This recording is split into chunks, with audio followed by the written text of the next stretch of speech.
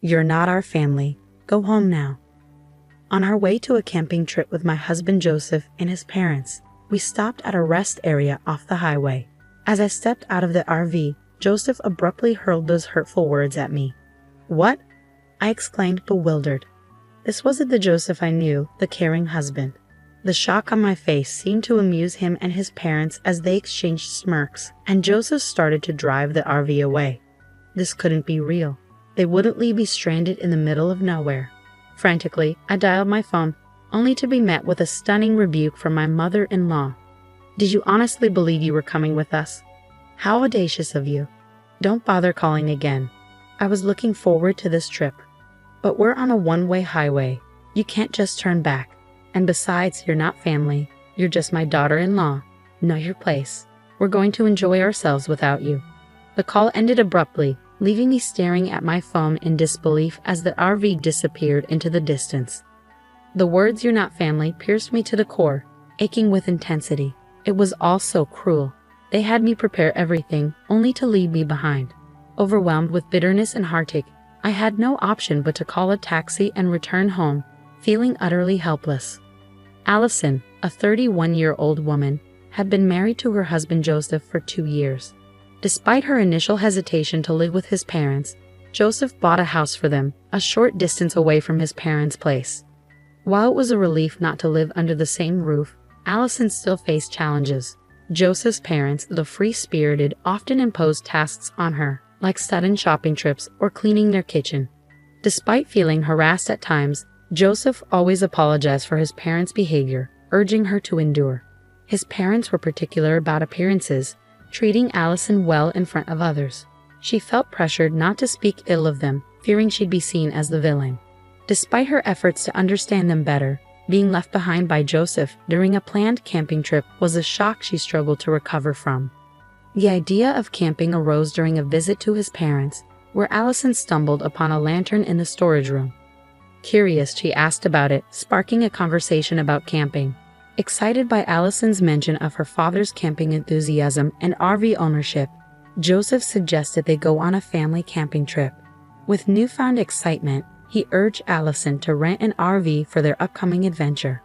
My father cherishes his RV and takes care of it whenever he has free time. I'm not sure if he would lend it to us. Now it's your job to convince him. You better beg him to lend it to us, got it? Joseph urged when I hesitated at the sudden request.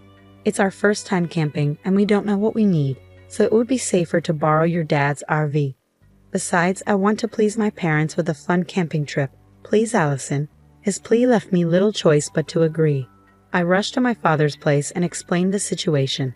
To my surprise, he readily agreed. Really? Is it okay? I asked in disbelief. Of course. I thought you would refuse because you always polish and take care of it in your spare time. If it's for you, Allison, I'm happy to lend it, and I'm touched by your desire to please Joseph's parents. So take this whole set of camping gear so you can enjoy your first camping trip. If you're a beginner, this and this would be good, my father said, selecting easy-to-use equipment for beginners while explaining various things. I was thrilled to see how much my father cared for me, and it warmed my heart deeply. Perhaps this camping trip could serve as a bridge to bring me closer to my in-laws. All right, I'll work hard to prepare, I assured my father gratefully. I went ahead and reserved a campground equipped with power facilities, along with a nearby hot spring for added relaxation. When I shared the news with my husband and in-laws, they were overjoyed. We're so lucky to have you, Allison. I'm so excited. I can't wait. I'm glad you're happy, Joseph exclaimed, his enthusiasm infectious. On the day of our trip, I climbed into the RV driven by Joseph, brimming with excitement. As we hit the highway, heading towards the campground, my anticipation soared. But soon enough, my mother-in-law's demanding nature resurfaced. Joseph, I'm thirsty. Can we stop at the interchange on our way? She requested. Mom, I brought some drinks. You can pick one from here, Joseph replied, trying to accommodate her needs. None of them really appeal to me. As my daughter-in-law, you should know my tastes, my mother-in-law remarked, her tone dripping with disappointment. I'm sorry, I stammered, feeling the weight of her words. Stepping out of the car at the interchange to buy her the requested Dieter pepper, I was blindsided by my husband's sudden coldness. "Allison, you're not a part of our family, so go home now," he uttered, his tone devoid of warmth or understanding. "Excuse me? What suddenly got into you?" I gasped, unable to comprehend his words. This wasn't the Joseph I knew. He wasn't the one who typically showed me kindness and consideration. My shock only seemed to amuse them as they laughed at my expense, and the RV began to move again, leaving me stranded. They left me here in the middle of nowhere. Is this some kind of joke? Panic set in as I dialed a number, hoping for some semblance of understanding, only to receive a response from my mother-in-law that shook me to my core. "You thought you could really come with us? What a brazen woman you are. Not a part of our family. Be aware of that. Bye. We'll enjoy a good family time without you." My mother-in-law's words echoed in my mind as the call abruptly ended. I stood there, stunned and speechless. How could they treat you like this? They had me prepare everything, only to exclude me at the last moment. What was Joseph thinking? Bitterness and sorrow washed over me, but I couldn't dwell on these feelings. Summoning all my strength, I called a taxi and returned home, feeling utterly betrayed. The following day, my husband and in-laws returned from their camping trip, excitedly recounting their adventures. Not a single word of apology passed their lips for leaving me behind. As I pressed them for answers, their response left me dumbfounded. "We did it to discipline you as my wife." "That's right, Allison. You never understand your place as our daughter-in-law. But there's no need to abandon me on the highway for that. We had to go this far because you wouldn't get it otherwise." My mother-in-law's words cut through me like a knife. "We need to properly discipline this failure of a wife before we start living together," my father-in-law added, his tone laced with disdain. The mention of living together sent a chill down my spine. Discussions were happening behind my back, and I was completely unaware. "What do you mean by living together? I haven't heard anything about this," I protested, my voice trembling with fear and anger. "My parents' place is getting old and is at its limit. I've bought a house where we can invite Dad and Mom to live with us. From next year, we'll be living together, so I'm going to be stricter with you. Be prepared," Joseph declared, his words hitting me like a ton of bricks. Was this his true intention all along? Deciding such a major thing without consulting me at all? I was stunned, feeling utterly betrayed. My anger was overshadowed by a sense of powerlessness as I realized my voice meant nothing to them. And to add insult to injury, after borrowing the RV, they didn't even bother to refill the gas or thank my father. "Allison, why are you just standing around? Hurry up and return the RV to your dad. After cleaning the interior, wash the car, then return it to your father." "We don't want to be seen as thoughtless," Joseph instructed, his words dripping with insincerity. As I surveyed the interior cluttered with trash, I felt a surge of disappointment. Not only had they ignored me, but they had also disrespected my father's kindness. It was unforgivable. After meticulously cleaning and washing the RV and filling up the gas tank, I returned it to my father. Upon seeing me, he greeted me with a warm smile. "How was it? Did you enjoy the trip?" "I wasn't considered as their family, so I didn't go," I replied, recounting the events of being abandoned at the highway interchange and my husband's sudden decision to live with his parents without consulting me. My father's smile vanished, replaced by an expression of fury. "I'll get even for you, Allison. We will not let this slide. I won't let them have their way. Allison, we're getting back at them," he vowed, his determination evident. And in that moment, I felt a glimmer of hope amidst the darkness. With my father's wisdom guiding me, I returned to my in-laws' house where my husband and his parents were still basking in the excitement of the previous day's events. Keeping my emotions carefully hidden behind a light smile, I addressed them in a gentle tone. "There's an even more amazing place than where we went yesterday. The autumn leaves are stunning right now. How about we go on a full-scale camping trip instead of staying in an RV? We could pitch a tent, enjoy a barbecue, and soak in the breathtaking scenery.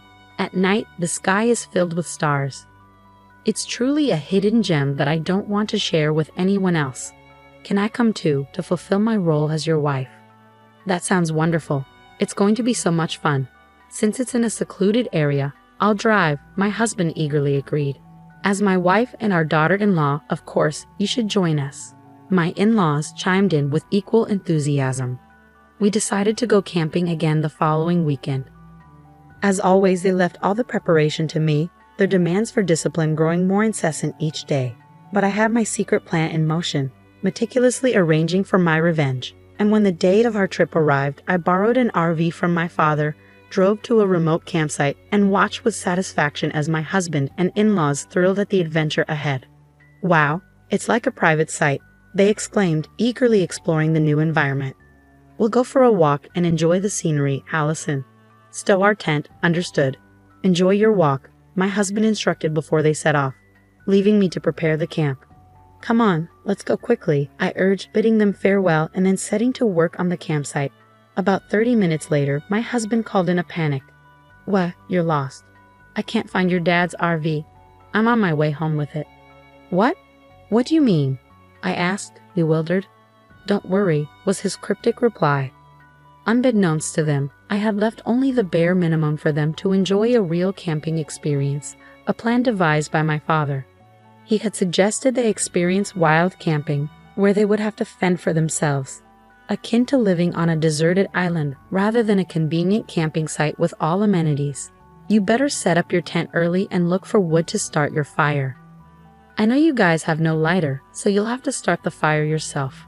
I've left the pot so you can at least cook rice," my father had advised, ensuring they faced the challenges of nature head-on. "You left us behind. You were the ones who said that I, as a wife, wasn't part of the family and shouldn't go camping with you guys.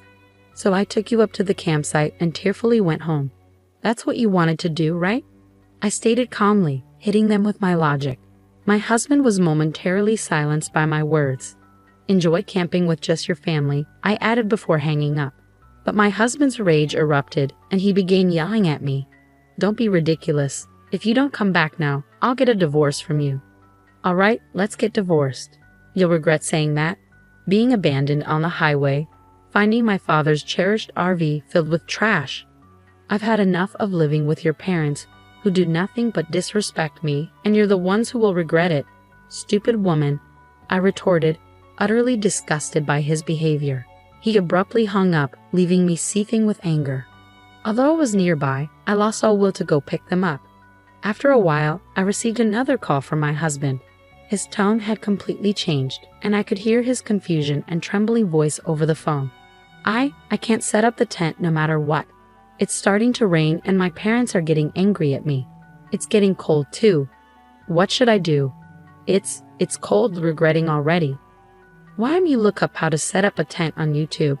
I suggested, trying to offer a solution. "Forget the tent. My father pulled it too hard and ripped it apart, Allison.